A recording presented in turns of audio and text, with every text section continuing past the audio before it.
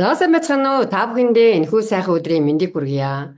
За би та бүхэндээ Америкийн нэгдсэн улсын Чикагоотаас мэдчилж байна. Намайг Бимба гэдэг. Би Top Coach Academy Midlife Empowerment Coach төгссөн. Одоо коучсгүй байна. Энэ одоо Америкийн нэгдсэн улсад коучийнхаа үйл ажиллагааг хийж байдаг. За өнөөдрийн миний ярих сэдэв бол цаг бол бидний дайсан. Маш сонирхолтой байгаад. Бид бүхэн асууж болох юм. Яагаад дайсан гэж те харин ч бүр цаг чинь алт те бид нар ч бүр цаг шиг одоо үн цэнтэй зүйл байхгүй гэж ярьдаг үсттэй. Тэгээ та өөрөөсөө асуугаад үзээрэй. Хэрвээ цаг маань үн цэнтэй алт шиг зүйл бол бид бүхэн тэр үн цэнтэй зүйлээ хайрлан гавнаж нэндгэнэн шүү дээ. Харин эсрэгээр нь бид бүхэн чинь энэ цагаа бол үнэлдэггүй, цагаа хайрладаггүй, цагандаа хайртай биш. Тийм учраас энэ цаг чинь бидний дайсан юм биш үү гэдэг асуулт гарч ирж байгааз. Тэгэд Нара Томсон багш маань 6 сарын 8-нд цаг бол бидний дайсан гэдэг сэдвтэ маш гоё сургалтаа нэлээд гүнзгий сургалтаа хийх гэж байна. Тэгээ тэрхүү сургалтыг одоо сонирхвол та бүхэн маань Инхцэ Пүүжи гэдэг Facebook хаяг руу холбогдох аль эсвэл 99 10 56 80 гэдэг утсаар холбогдож энэ сургалтын талаар сургалаараа энэ сургалт орж суухыг хичээгээрэй. Энэ нэлээд таны одоо тархины булчин ажиллуулсан нэлээд таныг бас гүнзгий бодох бодол руу хүргэсэн тийм гайхамшигтай багшийн маань бас нэлээд гүнзгий сургалтуудын нэг болох болно. Тэгэхээр та бүхэн энэ сургалтыг сонирхоод үзээрэй. За тэгээ би энэ талаар өөрөө цаг яагаад дайсан юм бэ гэдэг талаар өөрийнхөө бас бодлыг хуваалцъя гэж бодлоо л да. За хэд хэдэн жишээнүүдийг энэ дээр би бас дурдаад хэлье. За би Нара Томсон багштайгаа ажиллаад одоо 2 жилийн хугацаа болж байна. За би Нара Томсон багшаагаа бол бараг 5 жилийн шахуу өмнө анх Club House дээр 90 цэцэний өрөөн дээр анх багштайгаа анх уулзч ирсэн. Одоо сонсч багшийнхаа одоо тэр подкастыг сонсч ирсэн.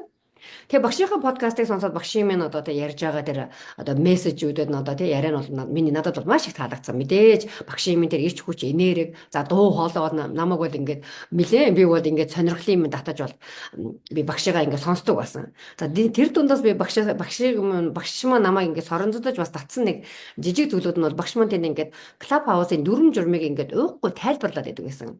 За та бүхэн ярьж байгаа хүнтэй би ингээд ярьж байна. Тэгээ яриагаа дуусгаад одоо тий би баярлаа, Нара Томсон ярьлаа гэдэг ингээд багш ингээд детальчилж ингээд өөхгүй одоо тэр одоо бидний хувьд бол тухайн үед бол Club House гэдэг бол шинэ платформ байлаа л да ингээд хэрэглэдэг. Одоо ч бас би хэрэглээд нэлээд олон жил болчлоо.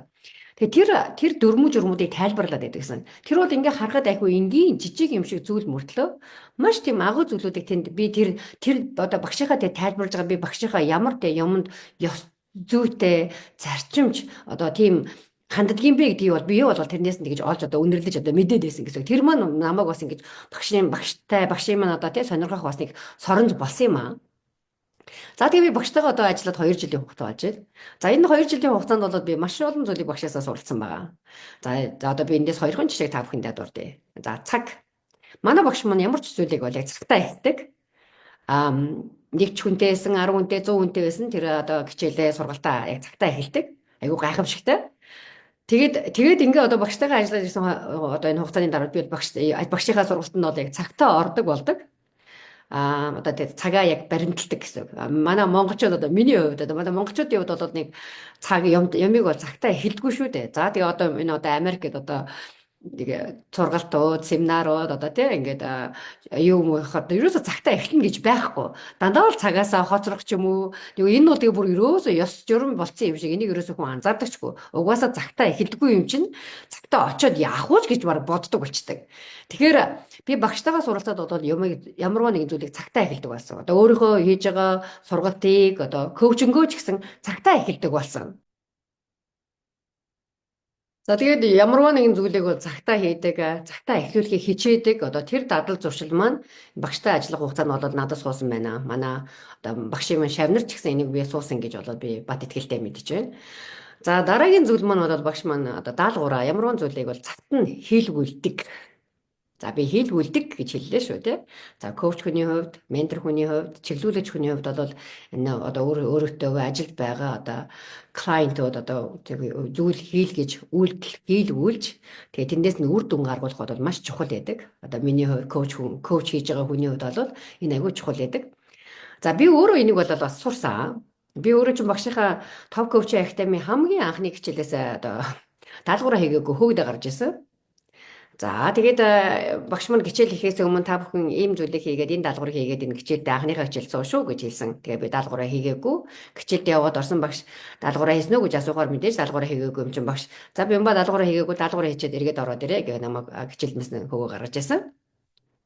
За тэгээ миний хувьд бол тэр тухайн үед тэр даалгавар хийнэ гэдэг бол нэлээ бас чаленж болсон. Одоо би өөрийнхөө нэг айцаа даван дийлэх тэгээ тэр мөсөө хаглах тийм үйлдэл байсан л да.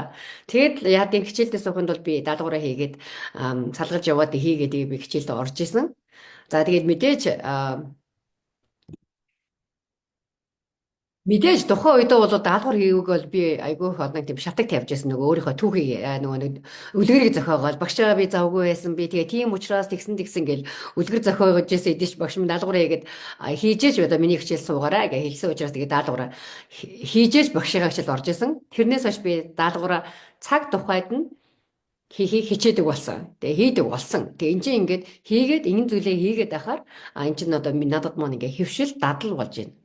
За энэ маань ялгаагүй нөө би та бүхэндээ ярьжсэн талархлыг одоо дадал болгодог тийм өөрийн амьдралд зүгээр нэг өөрийгөө пушж ингэж зүтгүүлж хийгээд байгаа биш. Энд чинь яг нөгөө хүм шүдэ угаадаг шиг хоолоо иддэг шиг одоо энэ талархлыг одоо дасгал хийх амьдралын одоо тийм эрүүл хэв загвартай амьдралдаа хэрэгжүүлэх дадал болгохын тулд ингээд баг багаар хийдэг зүйл байгаа. За энэ одоо 2 жилийн хугацаанд бол би багштайгаа ажиллаад маш олон зүйлийг бас өөрийнхөө амьдралд өөрчлөлт оруулж тэр гайхамшигтай зүйлийг одоо багшаасаа суралцсан байна.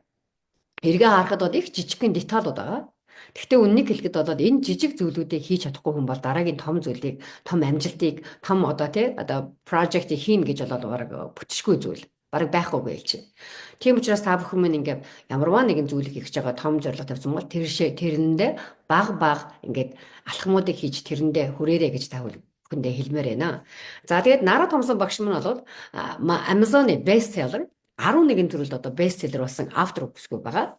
За багшийн маань анхны гаргасан ном нь бол Positive Charge гэдэг нэртэй англи хэл дээр хэвлэгдсэн ном маань нодлон 10 сард монгол хэл дээр эерэг цэник нэртэйгээр хэвлэгдэн гараад тэгээ гарангуут одоо sold out болоод дууссан байгаа.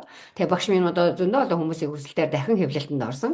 Тэгээ багш минь дахин хэвлэлтэнд ороод өөрийнхөө ажлын дэвтрийг бас монгол хэл дээр хэвлэж гаргасан байгаа. Тэгээд одоо би та бүхнээс захиалга авч байсан шүү дээ. Одоо энэ миний гар дээр минь ирсэн.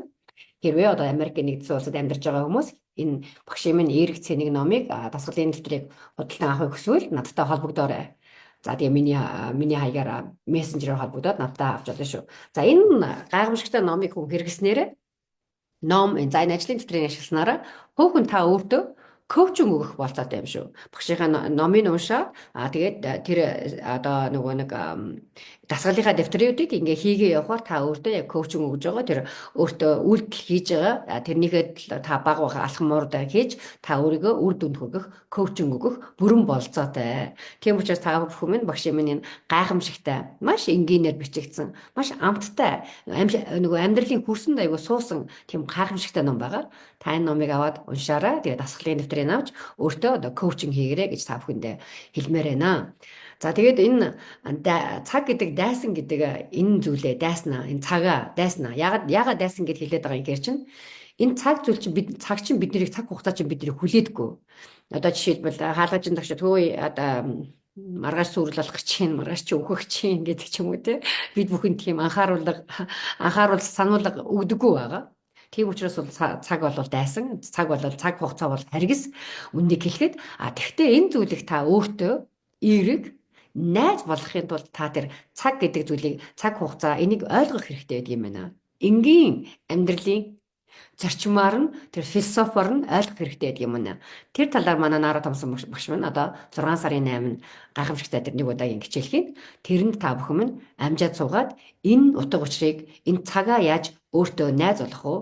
Өөрийнхөө одоо дайсан биш өөрийнхөө одоо туслагч болох уу? Энэ талд энэ бүхэн та бүхнийг би суралцаарай гэж та бүхэндээ хэлмээр байна. Тэгээд та бүхэндээ хамгийн сайн бүхнийг хүсэн өрөөё.